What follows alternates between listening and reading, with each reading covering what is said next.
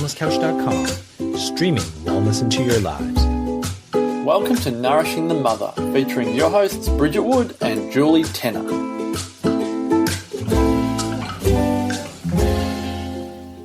Hello and welcome to Nourishing the Mother. I'm Bridget Wood. And I'm Julie Tenner. And today is a masterclass on how to get okay with tears, which is a big pain point for anyone who has kids, maybe even if you don't.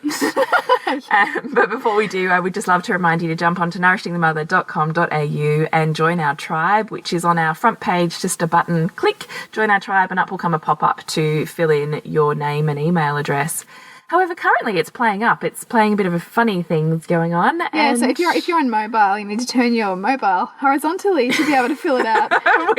We'll get that fixed ASAP. But at the moment, if that's you trying and it's not working, we are on it. Yes, so you can do it on your computer or flip your phone sideways and you'll be able to fill out the form. And we would love to connect more deeply with you. And it is through joining our tribe that we can do that. So it really is just an email address. Once a week we send you an email that wraps up everything with links to all of our podcasts, blogs, posts, things that are happening in our lives or things we're loving on that we just really would love to share with some really like-minded women such as yourselves. And then occasionally we'll send you other emails that are a personal story, deep dive toolkit into something that would discuss with each other, you know, something that's going on with our kids. We've got a deeper understanding or insight into. Perhaps it's a really just humble, oh my God, this happened to me this week and made me realize X. You know, all of that stuff that really is just a, fantastic reminder for all of us. And I think the more we can have these conversations, the more they become part of our lingo in our everyday life. Absolutely. So please join our tribe at nourishingthemother.com.au. Now, how to get okay with tears. It's such a juicy one because I think particularly any mother who started on the parenting journey, perhaps with more of an attachment kind of approach or with, a known kind of mother wound or a known challenge from their own childhood. Maybe we just say, what is a mother wound? Oh, what is a mother wound? So a mother wound is a perception that growing up you had a unfavourable or bad upbringing or difficulty with your own mother, with the relationship with her, with how perhaps you felt that she treated you. Perhaps there's still some estrangement or some difficulty.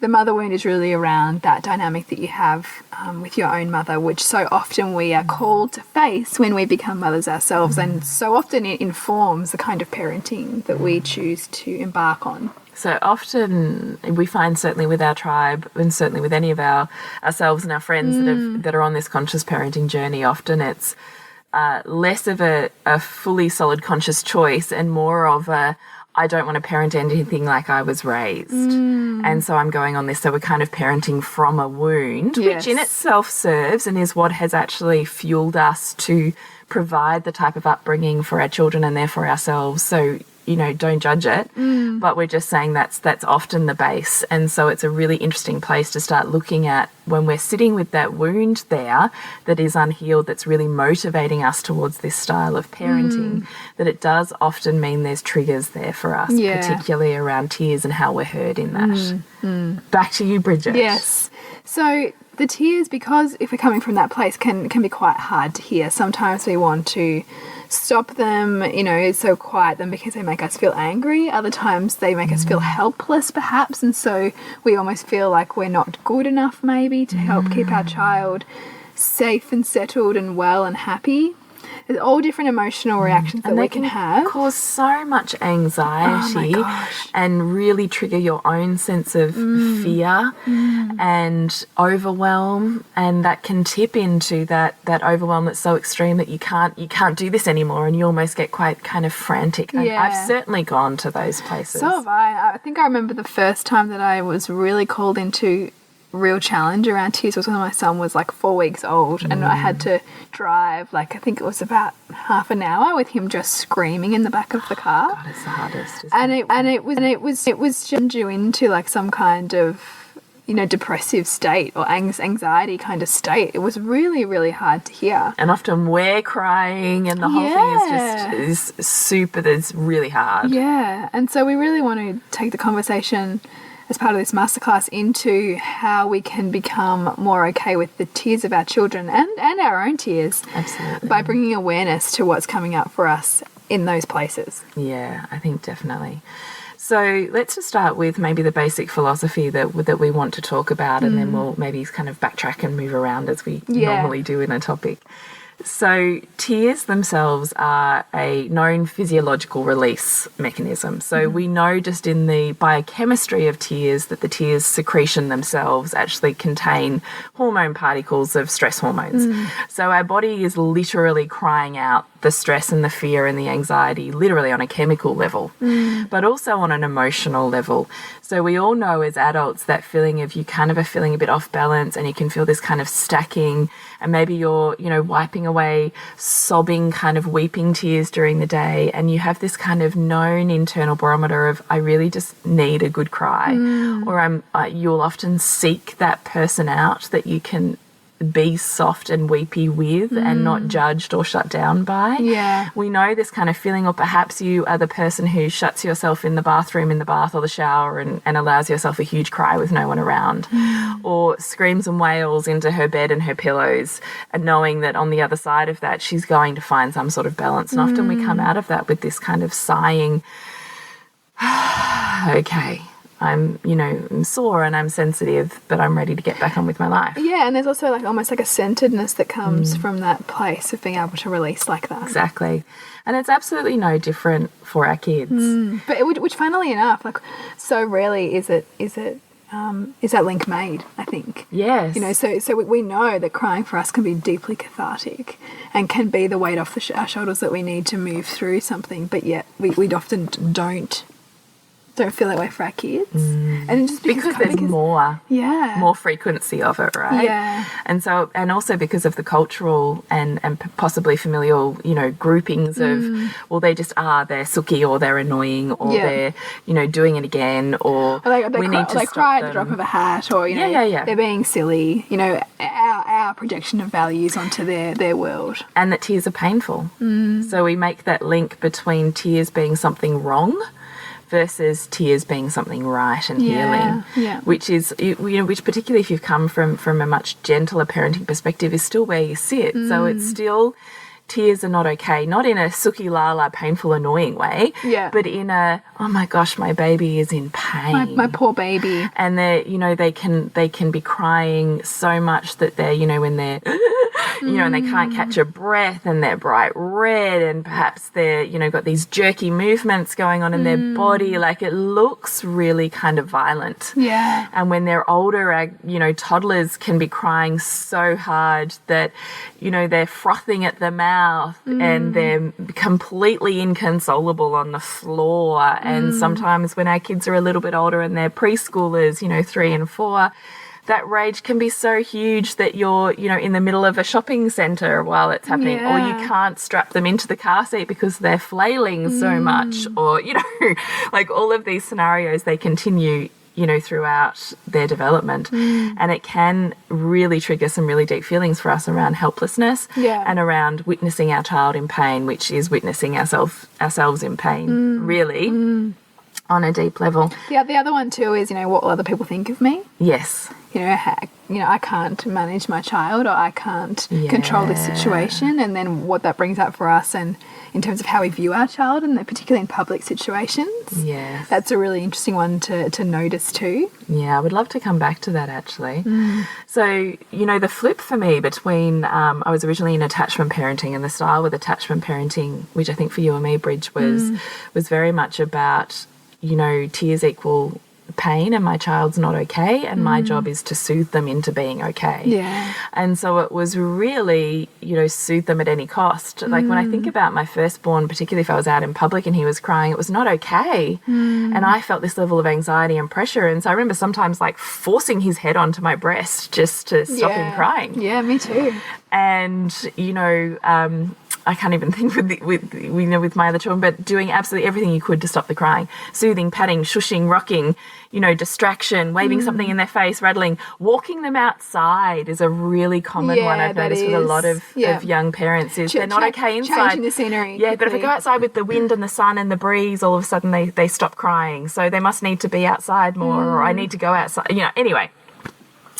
So, whatever we can do is at the cost of of stopping the tears. And what shifts into place there is that we're never really allowing them an opportunity to release those feelings. They don't have the language, they don't have potentially the mental capacity to link what they're feeling to how they can ask for what they need in order to help them move that feeling through their bodies.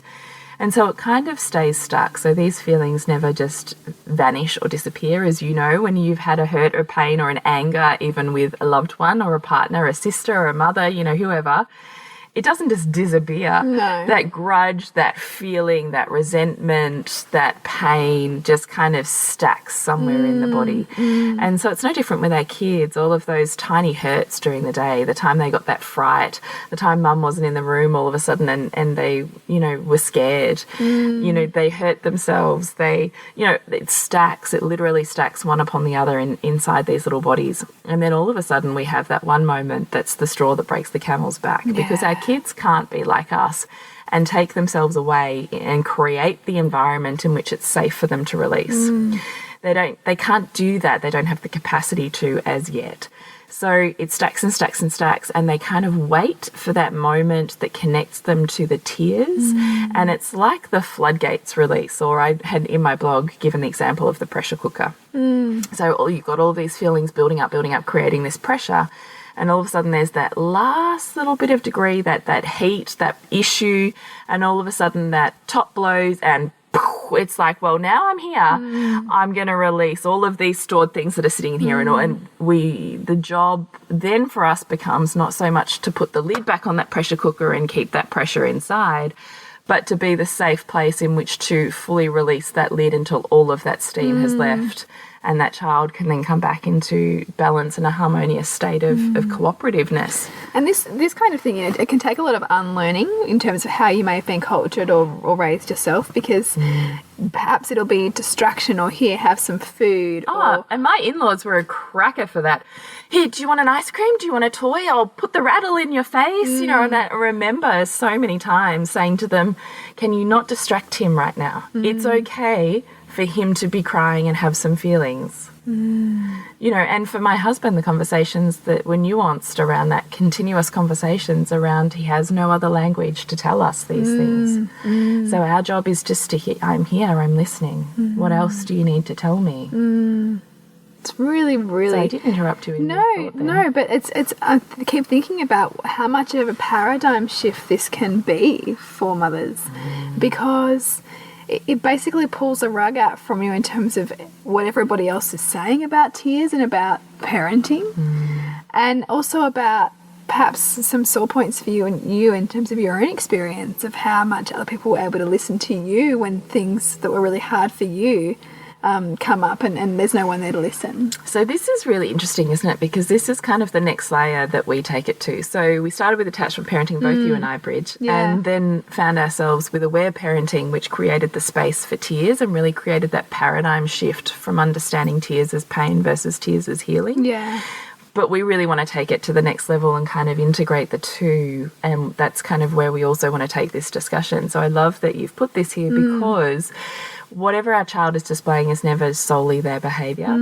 It's this incredible dynamic, and it blows my mind. I mean, you and I have hours of conversations around this very thing because it is so incredible. And I think we only scratched the surface, and I still find it incredible, is that whatever they're displaying when we're having a reaction to it, it's an old wound for us. So that filing cabinet of that stored memory, they are literally us at that age. Literally, you don't have to have a physical memory of what you were like at that age, because guess what? Here's your child exactly mirroring you at that age. And all of a sudden your filing cabinet goes, unhealed. I remember this. I have an exact mirror picture. I'm going to dig it up. Bang, here's your emotional feeling. And in that moment, I felt everything my child's feeling.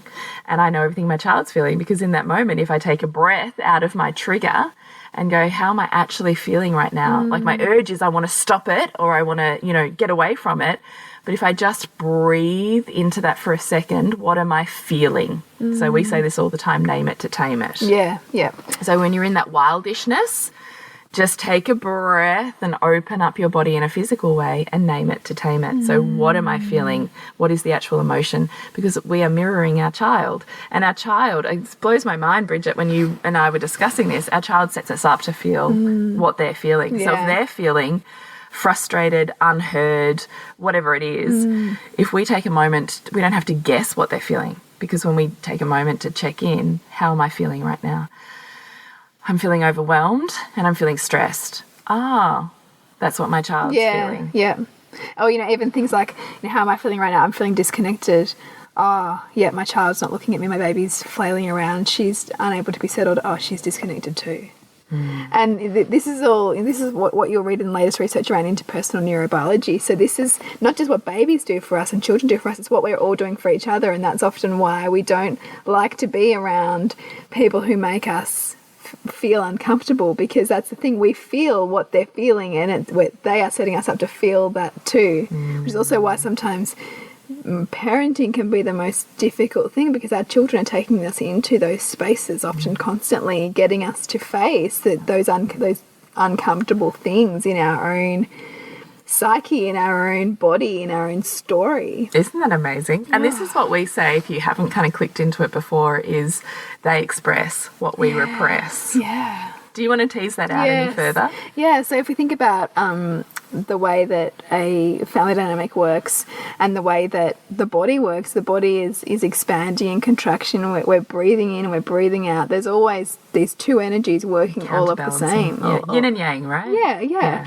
And so same thing, if we are repressing thoughts, emotions, feelings, beliefs, actions on a constant state within ourselves, and try kind of keeping quiet when we really want to say something, then our child will be the loud one, because the family and the dynamic is a conservation of all things.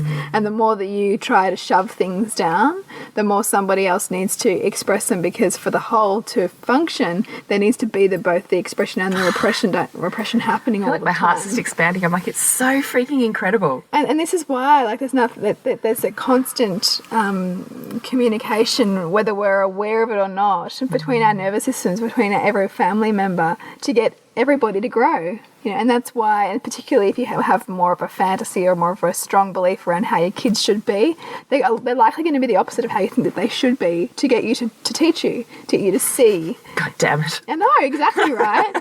Because they're there to teach you. You're not supposed to be comfortable. It's not supposed to be easy. And the more that you believe those things, the more that you're going to create the opposite to help break your infatuation with the idea of how things should be, which is beautiful and painful and messy.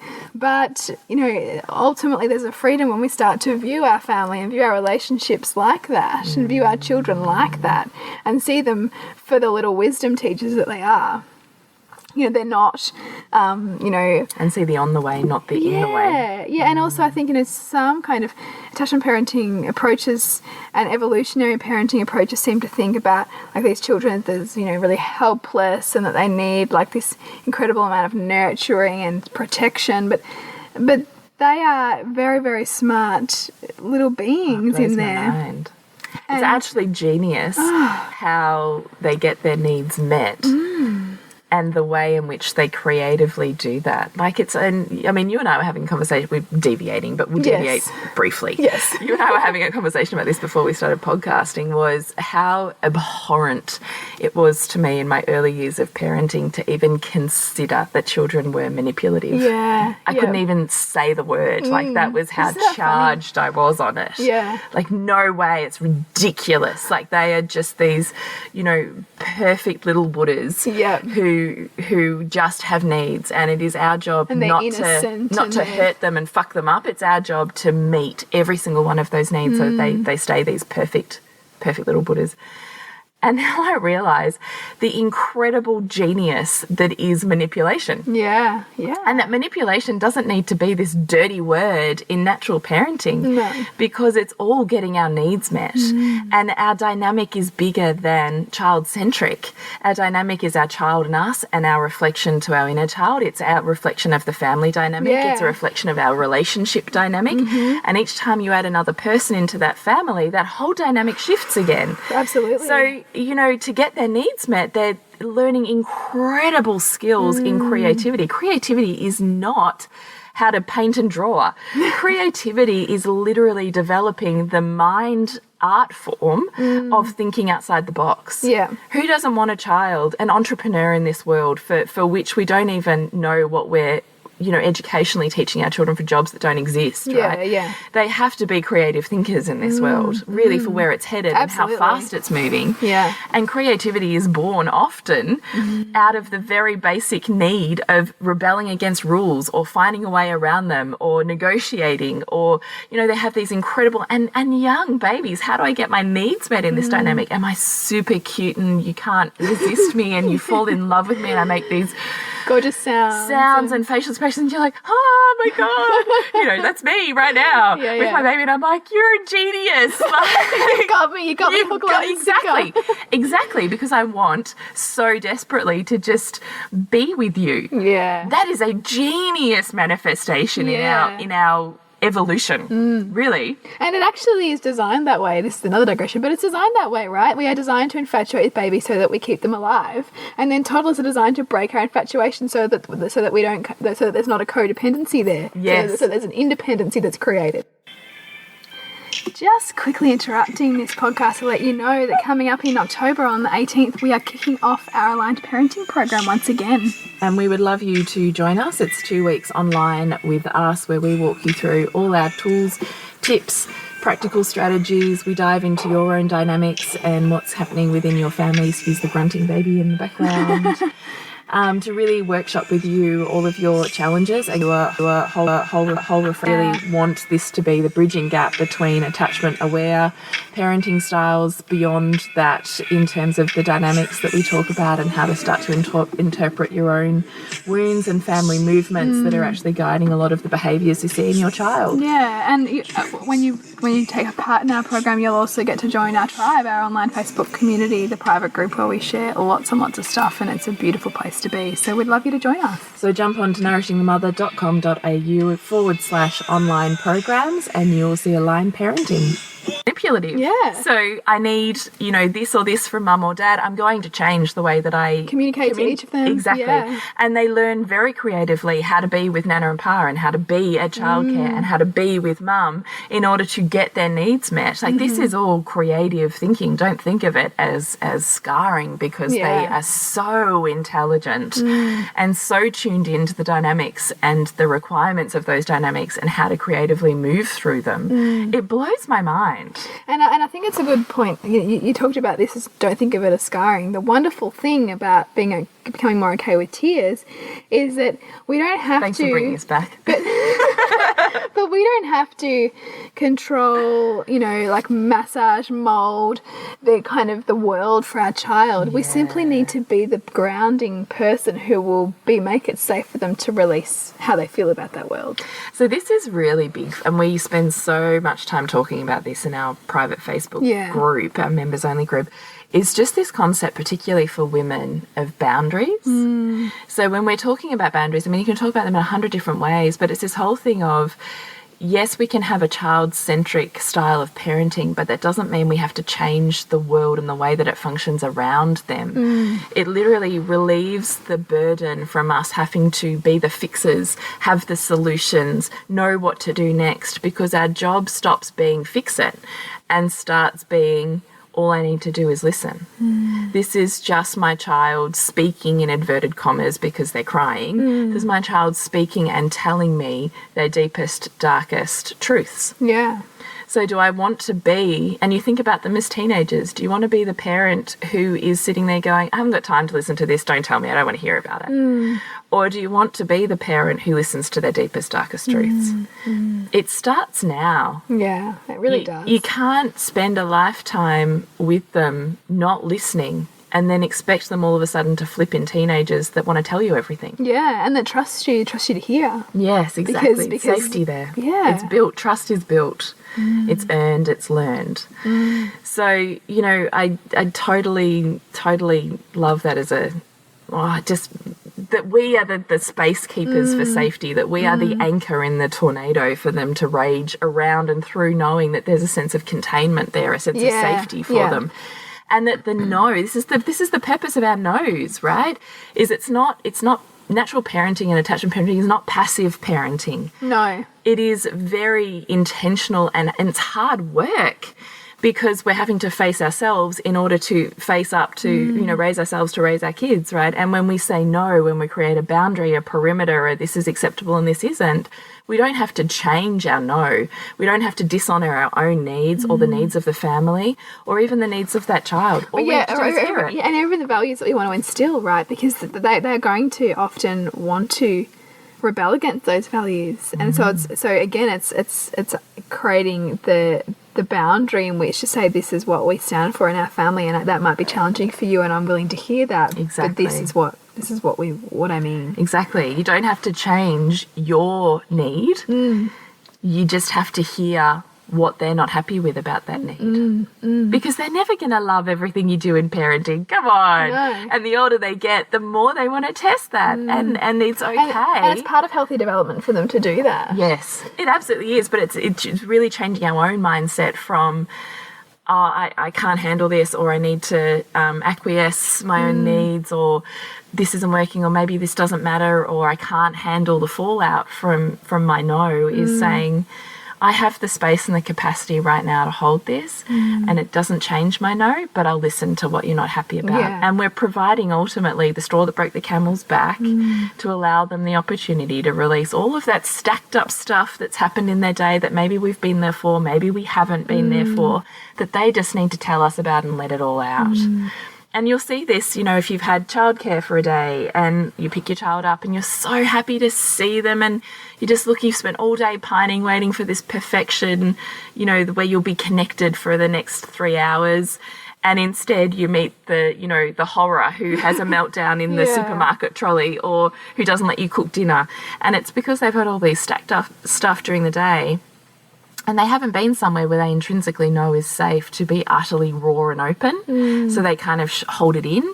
And then all of a sudden there's mum, or they've been at the grandparents all day and they've been perfect. Yeah. And then mum walks in the door and out comes the floodgate of tears and emotion, and grandma says, well, they haven't been like this all day. And we can so easily go, oh my God, we are getting the raw end of the deal here, and my child's this or that, or I'm this or that. Yeah.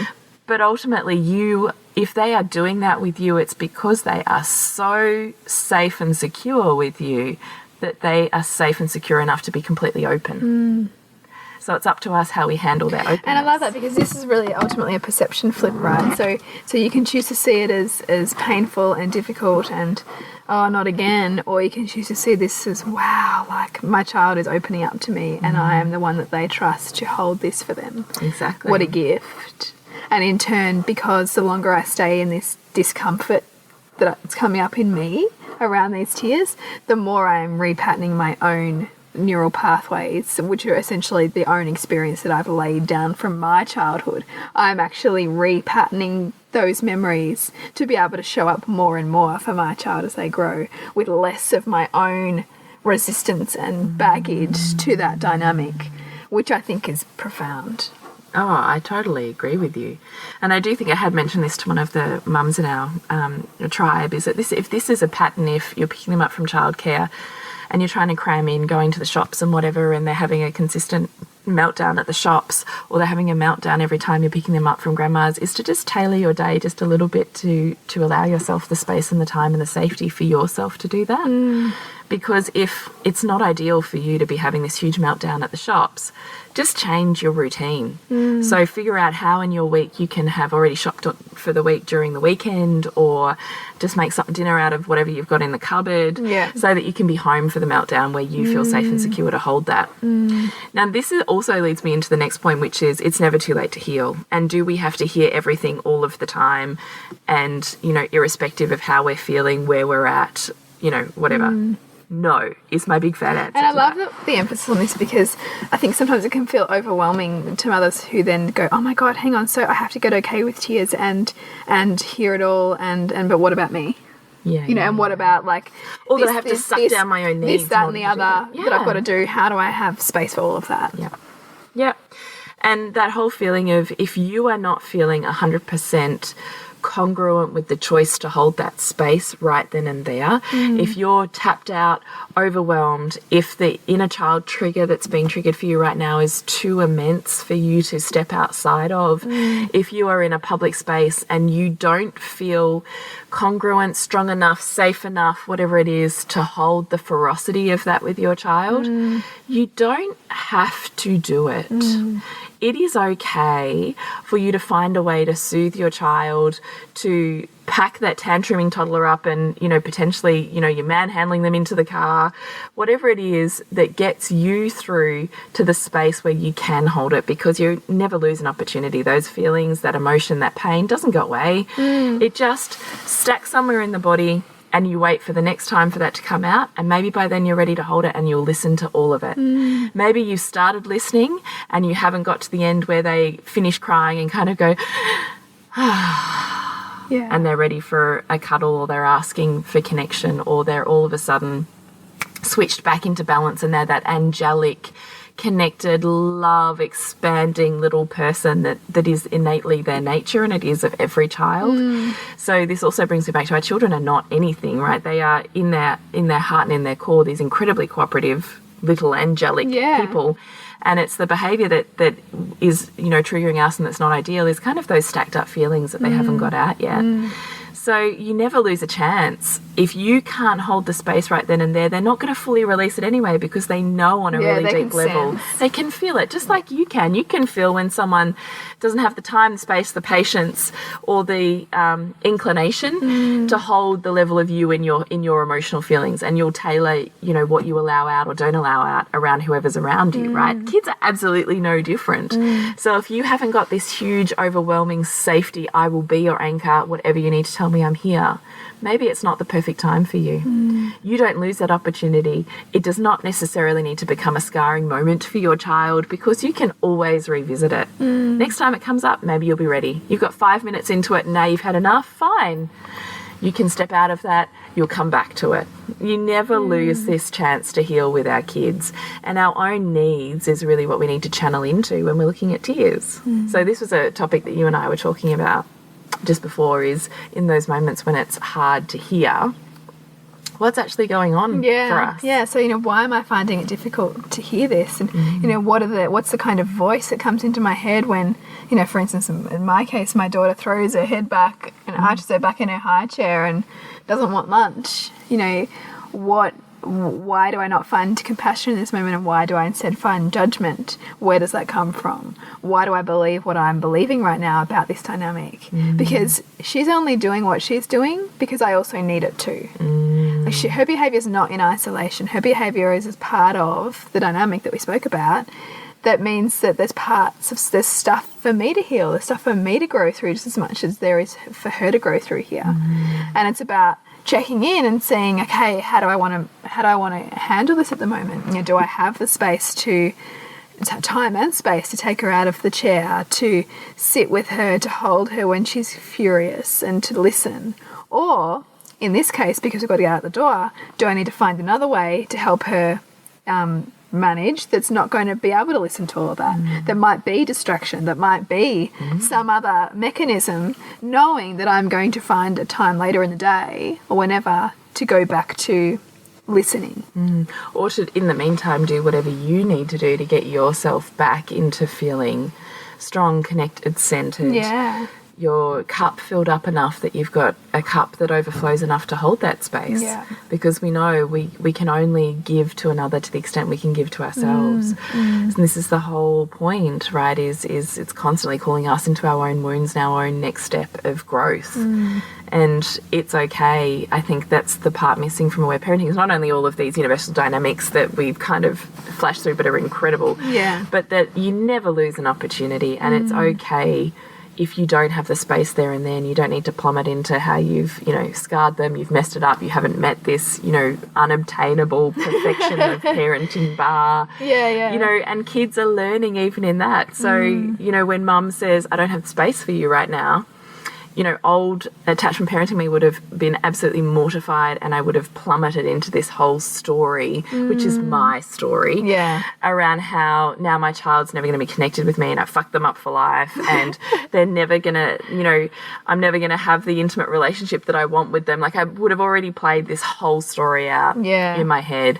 Now I look at that moment and I'm looking at what is the dynamic, what are the benefits they're getting out of this? Are they learning then how to be self-resilient, how to find their own tools, how to self-soothe, which we want to say control patterns and self-soothing are bad, but they're not, because they need them. There's going to be times in their life that we are not there and they are challenged. And they're going to have to find a resilience and a capacity to self-soothe. Yeah, that's right. And if we have never given them the opportunity to do that, or have projected onto them that is a bad we thing. are their only self-soothing tool. Yes. It's a problem when we're not there. Exactly. Then we are the crutch, right? So there is... It's a disservice, I think, how hard for them to be then separated from us and they have no other toolkit than us. So it's looking at what are the benefits, what are they learning, and as kids grow, they learn all sorts of extraordinary things. What am I learning in these moments? What is it calling me into? Why don't I have the space right now? And is it because there's something on my value system, something that I'm pursuing, which is what you and I were talking about, that shift between the fluidity of a dynamic of right now, what's really important to me is that it could be anything. I'm working on my business right now, which inspires me. And then me being inspired and fulfilled allows me to hold more space later on, or to be a more contented mother and center for this family, or to show up in this world and show my kids what it is. And sometimes it's not all sunshine and rainbows. There's sacrifice, there's pain involved in seeking what we need, and how do we move through that pain and resistance. There's so much learning that is far beyond the story that we often want to attach to it from our childhood. From our kind of wound, or from our desire to be all things. Yeah, too. Absolutely.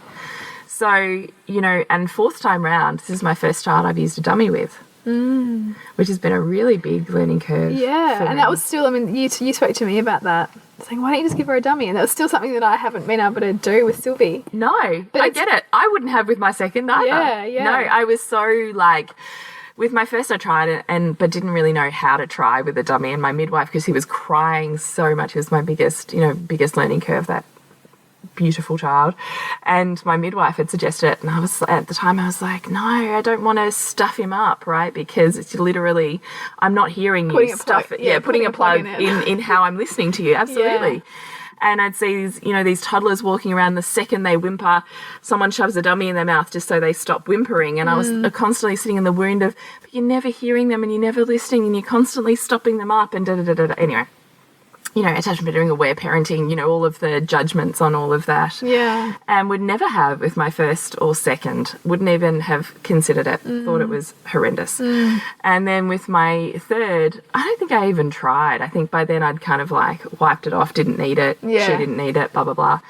And then between my third and my fourth, I had witnessed more mainstream mums, I suppose, with children and how they'd utilise the dummy.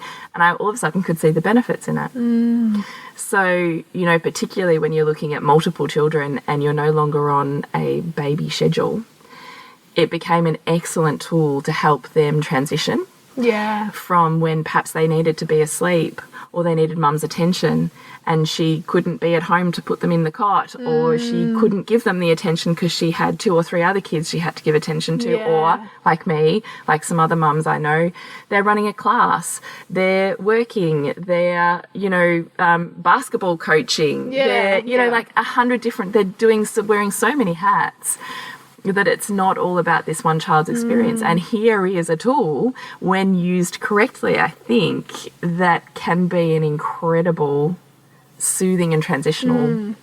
I love that you made that point, because actually it's never really right. It's never the tool, it's the context in which it's used. Yes. And when you're applying a context, that means that it's not constantly shoved into plug, but rather used as an opportunity for them to move themselves through a situation. Yes. So we use it as a sleep cue, and it's a really strong sleep cue. Yeah. So, and it also, I've been sitting with the fact that, my daughter's not even 6 weeks old, and I've already been out a couple of times and left my husband with a bottle and a dummy. And I know he's going to be completely fine with her. With a bottle and a dummy. Yeah, which is, I mean, and this is what it means, right? To find the space for the mother within the mother-child dynamic too. You know, for the mother who wants to really intentionally parent from a place of consciousness, while also recognizing that involves giving her what she needs to. Like I remember going out. I think I went out for the first time when Sylvia was maybe 3 months or something, and I just left her because I'd fed her pretty well. But I thought, gosh, it was the exact thing I needed. But yet, how many mothers aren't I couldn't have done it with my first two, Bridge. I wouldn't have done it. I was like, they literally were attached to me. Yeah. No one else could do it. They wouldn't, in inverted commas now, I wonder, take the bottle. Yeah. How much of it's them not taking it? How much of it's you on some level not wanting them to take it? Absolutely. Yeah. Absolutely. And I'm, I've got the natural rubber dummy, which I secretly kind of have this infatuation with, like it's this cool little natural rubber dummy. I'm like, it's this novelty item. Yeah. And it's been amazing because now, instead of having this child that, sometimes I don't have the space to listen to for hours on end, because sometimes even in super newborn babies, they've got all sorts of tummy issues and, she certainly, if she gets windy, just being able to suck on something has been an incredible tool while I hold her and we work through the windy pains. Yeah. She really, because I would have just put her on my breast and put her on my breast and put her on my breast and put her on my breast until she probably had a sore tummy because she had so much milk in her tummy and then she's more unsettled and blah, blah, blah. I now look back on my parenting and go, oh, I get yeah, so do I. I get that. And all of a sudden I have this dummy that is a sleep cue, so she doesn't have it in unless she's going to sleep. And it's been phenomenal. So by the time, and how mainstream is this, right? By the time she doesn't co-sleep, never settles, she doesn't feed to sleep. But as soon as I wrap her and I get out the dummy, she's like, right. And she goes to sleep. It's amazing. And she's in a cot, and all of a sudden I have this time to be with my other kids, to get shit done, to clean up my house that just feels like a freaking bomb most of the time, or to get dinner ready. And I just go, this is so serving, and I judged it so harshly. It's amazing. Because I thought as soon as you started to not listen, you were showing them you weren't listening. Yeah. But I can still listen to her pain. It's that whole thing, isn't it? It's never all or nothing. No. And black and white. And it's, and sometimes I still guilt on myself. I'm like, I can't listen to you right now. Plug, here's the dummy. Yeah. And she goes to sleep. And part of me still feels guilty about that. But the other part of me knows well enough to know this is serving me and her right now because she needs to sleep. And I need her to sleep. And I can't give her undivided attention right now. So this is the easiest transition for both of us to get our needs met in this moment. And later on, I can give her undivided attention. Yeah. Just not right now. And I think they learn the fluidity of that. Yeah, and so much of it is getting comfortable within ourselves around where that is for us so that we can lead in a way that is giving our kids, even if they might not necessarily love the boundary we're setting, confidence in the quality of our boundary. Which I think is powerful. It is. So, Bridge, we've gone over time. We have. We need to wrap up our masterclass. So we would love you to connect with us on nourishingthemother.com.au to join our tribe. We're on Instagram, on Facebook as Nourishing the Mother. We love your interactions, your emails, your requests for podcast topics, just even an insight into your life that it's rippled out to you, because we have no idea where the ether, of where this internet world goes. Yeah, we do get emails from all corners of the globe. And we're like, thank you, we're so grateful somebody's listening and it's speaking to their world, and we're creating this incredible tribe. Yeah. And particularly in our members group, you and I say all the time, we feel so grateful. Oh my gosh. We can't believe we've pulled together this group of women who have the most profound connections online in this group, who are inspiring each other in the transitions, and ultimately whatever one's going through, there's at least 5 others that are going through exactly the same thing, and we're toolkitting, and we just go, this is like having a group of besties. Like, it's just, so we're so grateful that you listen and you tune in, because it is just the most fulfilling, incredible feeling for you and I, isn't it? It really is. It's like therapy. Yeah, it is. As well. As everyone else. So we love to hear when it's therapy for you too. Yeah. So to connect with you, Bridge, it's suburbansandcastles.com. And your next movie? It is, we're doing October, November is Mind-Body Connection month. So I really want to come to this one. Both of them are films around that. So we're just so much about like all the stuff we talk about. Yeah, it is. And you always have the most incredible panel, and you always speak so incredibly and inspire amazing debate. Yeah, sometimes it is, which I kind of love. I love playing devil's advocate. Yes. So yeah, that's me. And when to connect with you, Jules? Is thepleasurenutritionist.com. And we will see you next week, and we continue to peel back the layers on your mothering journey. This has been a production of TheWellnessCouch.com. Check us out on Facebook and join in the conversation on Facebook.com/TheWellnessCouch. Subscribe to each show on iTunes and check us out on Twitter. The Wellness Couch, streaming wellness into your lives. Whilst the Wellness Couch presenter endeavor to provide accurate and helpful information to their listeners, these podcasts cannot take into account individual circumstances and are not intended to be a substitute for health and medical advice from a qualified health professional. You should always seek the advice of a qualified health professional before acting on any of the information provided by any of the Wellness Couch podcasts.